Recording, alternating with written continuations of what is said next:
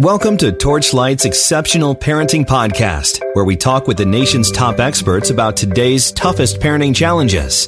Whether you're concerned about your child's development, learning, behavior, or you just want to make family time more enjoyable, we share the practical solutions and tools that can help.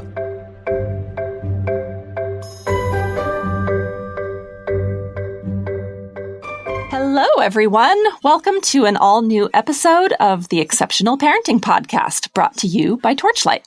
I'm your host, Stefanie Boucher, and I am really excited about our guest today. I am here with author, journalist, speaker, and mother, Jamie Sumner. Jamie is the author of the soon-to-be-released middle-grade novel, Roll With It. Prior to this book, which we will be discussing in much more detail today, she wrote Unbound, Finding Freedom from Unrealistic Expectations of Motherhood, which was published in 2018.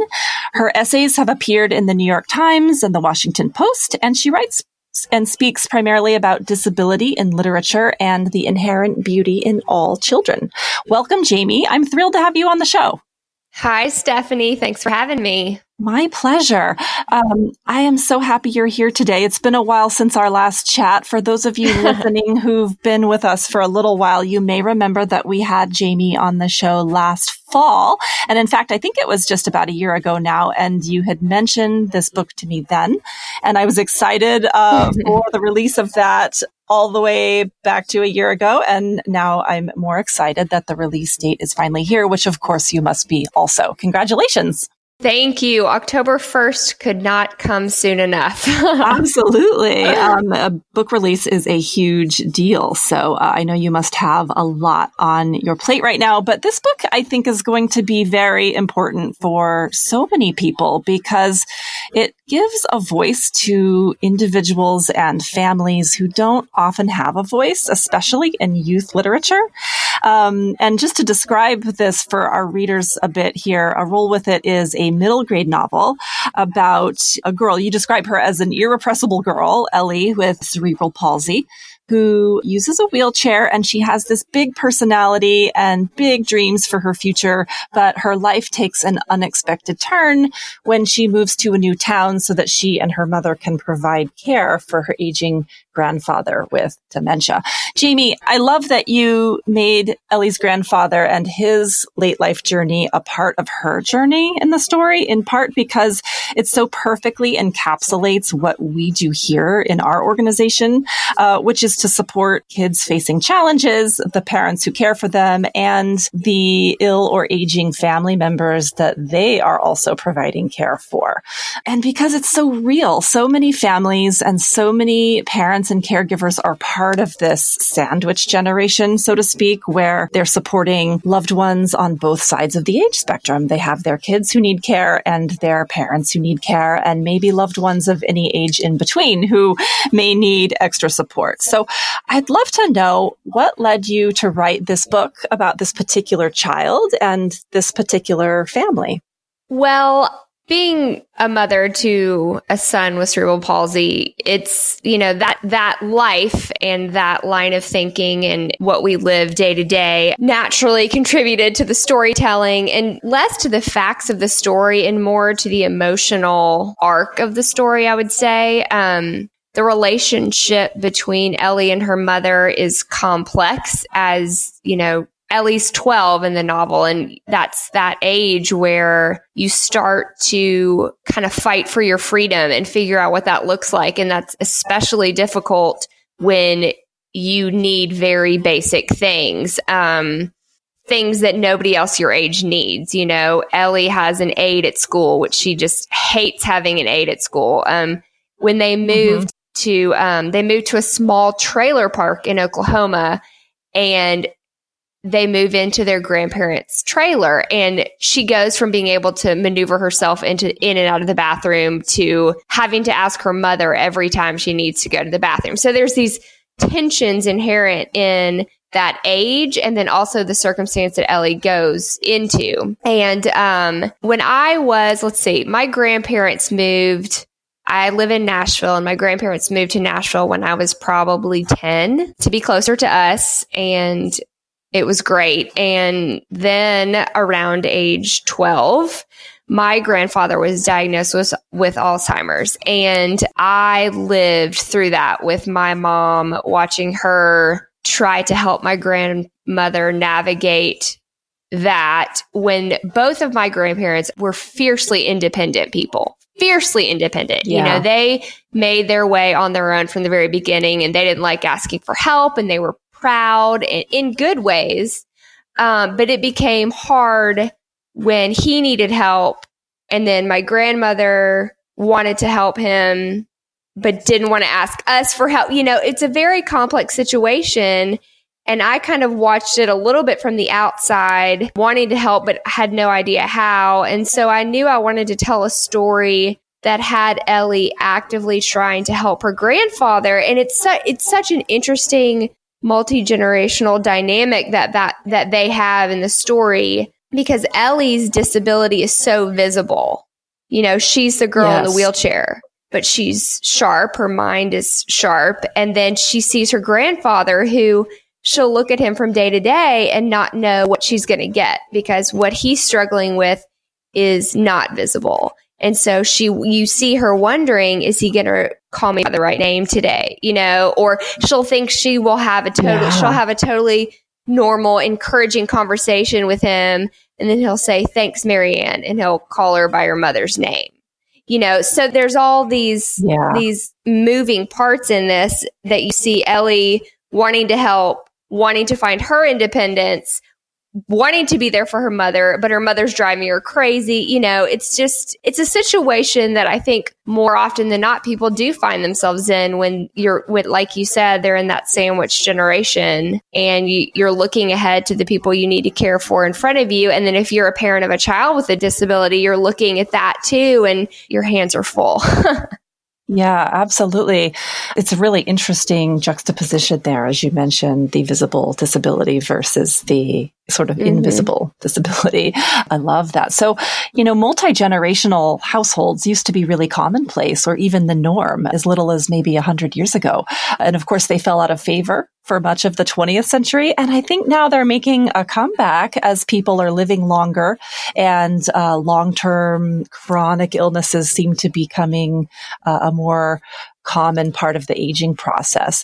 Do you think it's a good thing for children to be included in the care of grandparents or other older family members who need support? Is that too much pressure for a young child, or is it sort of an enriching experience? What's your perspective? Oh, I absolutely think it's a grounding experience. I don't think it's too much pressure. I think it's necessary for kids to look ahead and see how we rely on each other. I mean, I think the times we're living in now are so isolating. People can live very isolated lives within a community. And I think it's important for kids to see it doesn't have to be that way, and that we all have to take care of each other, and that it's better that way. It's not a burden, because that's kind of the status quo, the opinion on taking care of an older generation or living near those people, or that it's a burden to be put upon you. But in reality, that is what life is for. It's for living in community and sharing your life experiences with someone else, and in turn, developing sympathy and empathy for people who are not you. For example, when I was pregnant with my twin. So I have Charlie. He's my oldest. He's 7. He has cerebral palsy. And I have twins, Cora and Jonas, who are 5. When I was pregnant with my twins, actually the week I found out I was pregnant with my twins, my husband and I found a house in my mother's neighborhood and put an offer on it. Because we were looking at our life and we were thinking, we don't actually know how we're going to do this without help. So, and it was just one of those, we were driving around looking at Christmas lights and saw the house for sale, and it just kind of happened that way. And we moved in, and now the twins are 5. We live less than half a mile from my mom. And the kids walk to her house. They walk to grandma's house, and they can spend the nights. And it's like just an extension of our house. And my mom and I have had this conversation, and she kind of jokes about it, but she's like, I'm looking at houses with a mother-in-law, sweet, And to add the icing on the cake, the house that my mother lives in is the house that my grandparents built when they moved here. Oh, so, wow.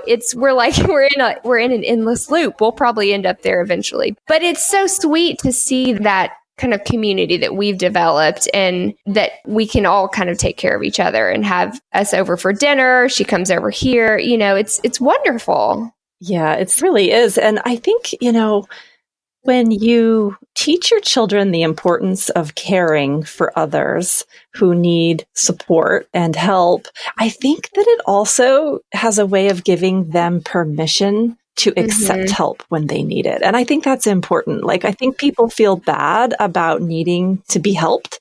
But yet none of us get through life without help. We all sometimes in certain phases of our life, we need more help. Sometimes we need less help, but we all need help throughout our lives at different times. And we feel bad about that when we're the ones who need help. But if you've had the experience of giving help and of offering support, and the deeper sense of joy that can bring, and the sense of satisfaction and community and love that fills you up when you help others, it gives you permission to ask for help when you need it. And I think that that's an important lesson too.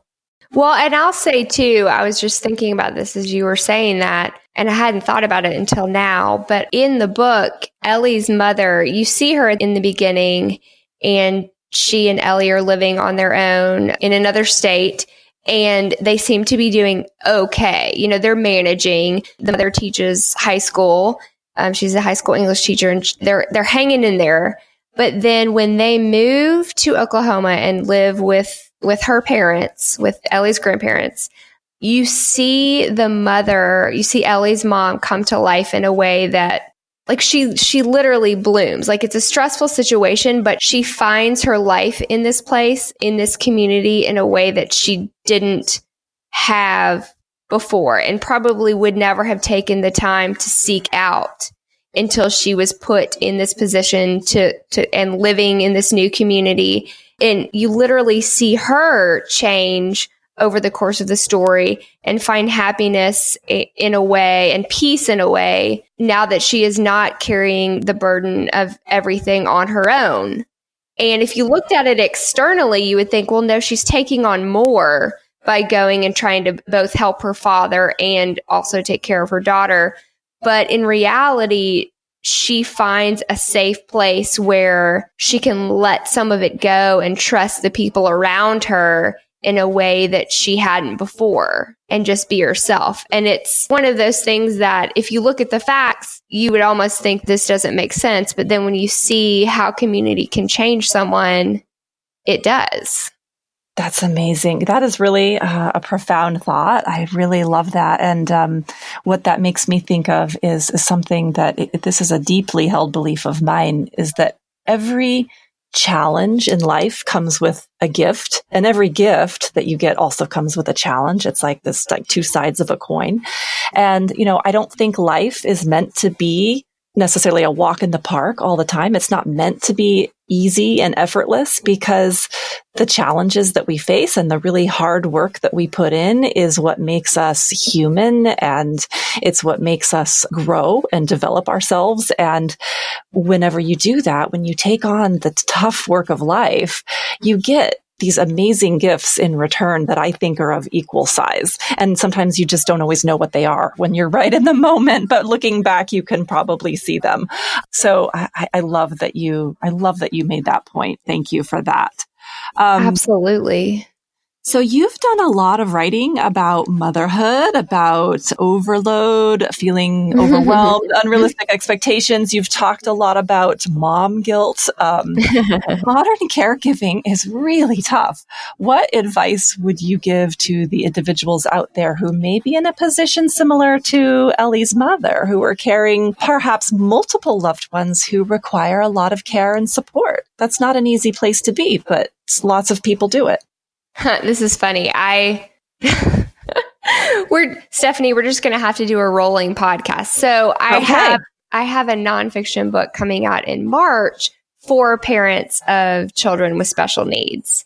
100%. It's like the question you just asked me, advice for parents who are dealing with this.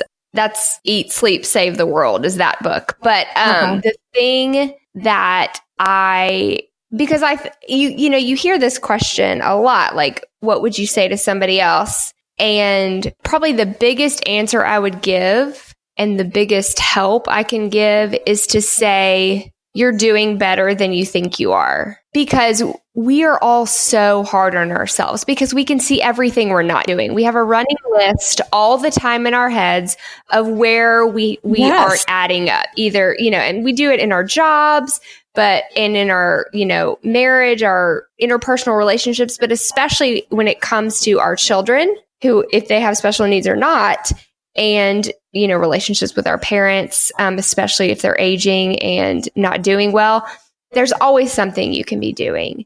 And I think the best advice I can give anybody is to realize that, no, you're doing just fine. You're doing the best you can, and you're taking the time you need, and you need to grant yourself the grace to feel that. Yes. Oh, that's so true. And it's such a thing you have to train your brain to do because we don't naturally do that. It's like you just mentioned a few minutes ago that it's the thing we don't realize until later. And it's almost like you're trying to train your brain to develop hindsight in the moment. If that could even be possible, to be able to look at your situation, feel the feelings that you're feeling, the frustration or the disappointment in yourself or the mom guilt or whatever it is, and then put it to the side and see the things that you're doing well and the things that you're doing exceptionally well for your kids that only you can do, or for your parents that only you can do, because you were created to do those things and it's your personality and it's how you're wired and you naturally do those things, and just be grateful that you have those things that are uniquely you that help you take care of your people instead of wishing you could do these other things better. That's fantastic. Love it. I'm talking to myself. I mean, the stuff that I have to try to do because it's hard to remember. There is just so much guilt for parents and caregivers of any type. You're right, because everything you said, it just makes me think about all of the moments I have every single day where I think, well, I did this, but I should have really done that. Or I did this, but I should have done it a little bit better or a little bit more. Or I said this, but maybe I shouldn't have said. But, I guess what you have to remember is that nobody else in your life has your inner dialogue happening in their head. So all they really see of you is sort of projected outward. And that actually is a lot better than what's going on in your head. That is great.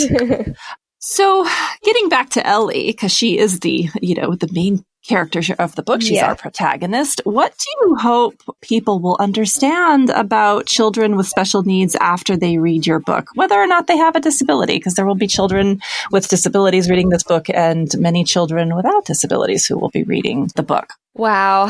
I've thought a lot about this because I think about this in relation to the book and in relation to my own child. So it's hard to keep them separate when it comes to this question. But I would say the biggest thing for me, for Ellie, and the thing that Ellie fights for in the book is to be known for something other than her disability first. Because people will always see that. They will always see the wheelchair. You can't just say, pretend I'm not in a wheelchair. It's going to be something that you notice. But I would say I want kids to step away from this and remember more that Ellie made the best Linzer cookies on Christmas Day that you could have ever imagined, and that she played a winning round of putt-putt golf that would astound you,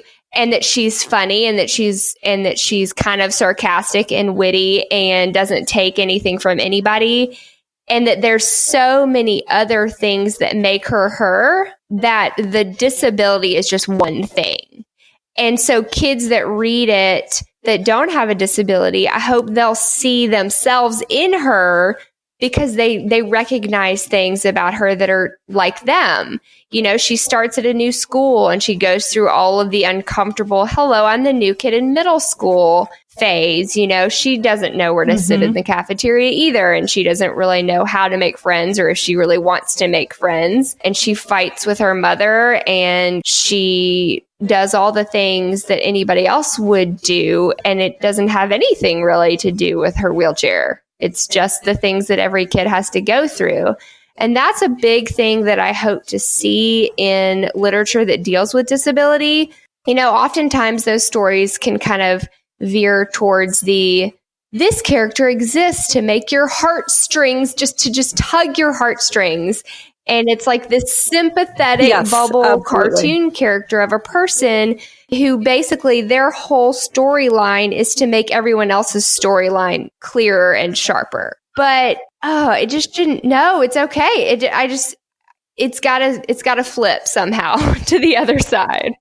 It's so true. I can think of several instances just off the top of my head where I've seen that be the case. In fact, I interviewed a young woman, Melissa Shang, way back in the first season of this podcast. And we were talking about, I spoke with her about disability in the media. And that was the exact point that she made, was that every time she saw someone who looked like her in a movie or read about them in a book, they were always there to make the protagonist look better in the end. Like they were mean, but now they're more sympathetic or something, so it's unfortunately it is. Hopefully that's changing. I hope, I hope so. I mean, do you think it's changing? Do you feel like you're seeing more, more accurate portrayals of, individuals with disabilities in popular culture? Or I hope we're making progress there. Do you think we're making progress there? I see more in literature.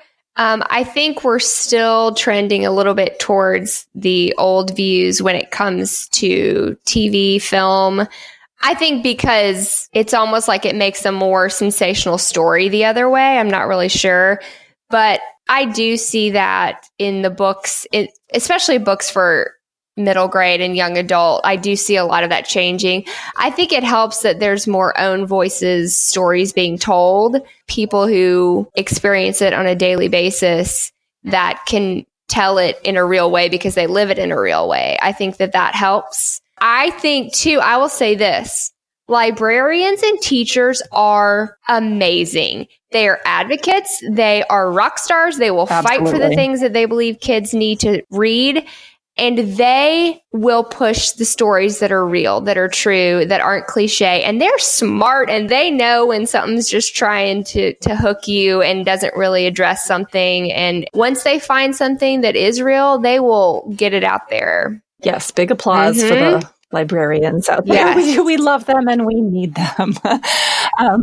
What would you say to a child who feels that she does not fit in, or who feels frustrated that people aren't seeing the essence of who they really are? I hope that this would be comforting to say this, but I would say that if you're feeling that way, so is everybody else. I think no matter what the outside looks like or the things that you're struggling with, whether you have a disability or you don't, everybody feels that way. And I think it's somehow I don't know why it seems to be a big secret, especially in middle school, that you end up feeling like you're the only one who doesn't know what to do on a daily basis, or doesn't know how to feel, or doesn't really know even yourself. And I think the most comforting thing you can say to someone is, if you're feeling this way, that is totally normal. and everybody else is too. And even if you could name me 10 names of people that you think have it all together, I can promise you they don't. I can promise you they don't. And take comfort in that. And I would also say that we all learn ourselves at different stages and at different times. And everyone has their kind of own interpersonal growth spurts where you get a little bit more wisdom about you, who you are as a person. And there is no like developmental chart that anyone falls on the same. So important. That's a perfect point. No one has their act together all the time, despite and it's especially tough in this age of social media because people can even curate their lives to look like they have it all together, right? That's just, middle school was always like that to be all the time, Pre-Snapchat, ago, it was still like that, but now it's day and age. I know. And now it's completely curated and it's even worse. So these children have their That's why you need to hang out with your grandparents who don't have Snapchat and spend some time living a little slower. Grandparents keeping it real. Well, thank you so much, Jamie, for being here with us today. I think many people are going to really enjoy your book. I know I told you offline, my 11-year-old daughter I told her about it, and she's already excited to read it. She is. She's 11, and I think you mentioned to me that it's kind of, this book is in the same vein as books like Out of My Mind or Wonder. She's told me 100 times that Out of My Mind is her all-time favorite book, and Wonder is a close second. So this, she's already like waiting for her copy. So I'll keep you posted as to how she likes it. For our listeners, if you would like to know more about inclusion and disability in the media, please go back and listen to the podcast I just mentioned a few minutes ago. It's called Disability and the Media, Promoting Inclusion in Our Communities. You can also learn more about Jamie and her book by visiting her website, which is Jamie, Jamie Sumner, SUMNER.com. Roll With It will be available for purchase as of October 1st. And wherever Jamie, can people get that? Yep. And there's an audiobook if you like to listen instead of read it. Fantastic. Well, that is all for now. Thank you all for spending part of your day with us, and we will see you next time. Thanks for listening to Torchlight's Exceptional Parenting Podcast. Find this and other episodes on iTunes, Spreaker, and Podcast Go. If you're interested in bringing Torchlight Child or any of Torchlight's other caregiving products to your workplace, please contact info@torchlight.care. That's info@torchlight.care.